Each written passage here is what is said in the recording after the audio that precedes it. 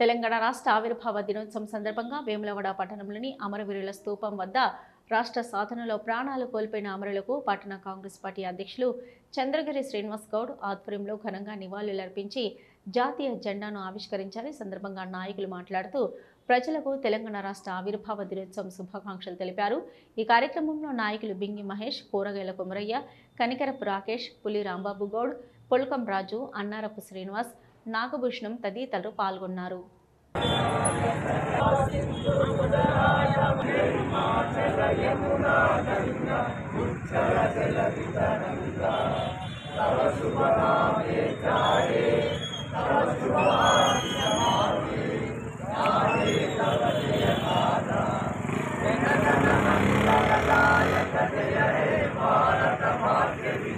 తెలంగాణ ఆవిర్భావ దినోత్సవం జరుపుకుంటున్నామంటే అది సోనియా గాంధీ దయ వల్లనే, సోనియా గాంధీ ఆశీస్సులతోనే తెలంగాణ ఇచ్చింది కాబట్టి చెప్పుకోక తప్పదు. మా ప్రభుత్వం, కాంగ్రెస్ పార్టీ ప్రభుత్వం వచ్చిన తర్వాత ఇచ్చిన హామీలను నెరవేరుస్తూ ఇయ్యని హామీలతో నెరవేర్చుకుంటూ వస్తున్నాం.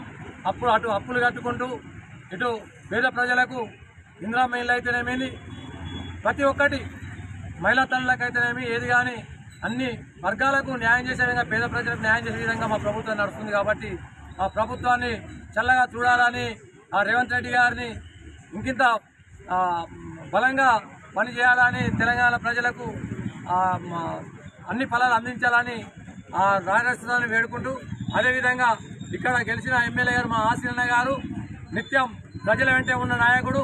ఏ చిన్న పని అయినా ఎవరైనా నేరుగా వచ్చి ఆయనను కలిసి పని చేసుకునే అవకాశాలు కలుగుతున్నాయి.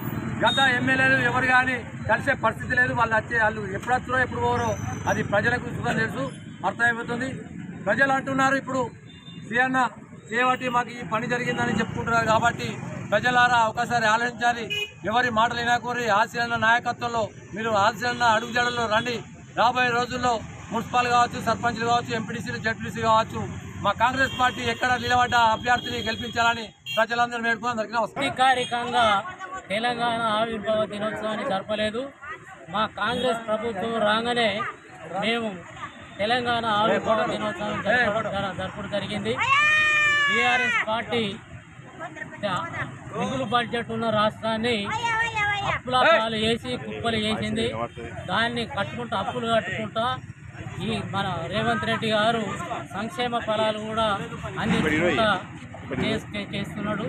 అలాగే మా వేములవాడ ఎమ్మెల్యే ప్రభుత్వ గారు ఇక్కడ వేములవాడను కూడా ఎంతో డెవలప్మెంట్ కార్యక్రమాలు చేస్తున్నాడు.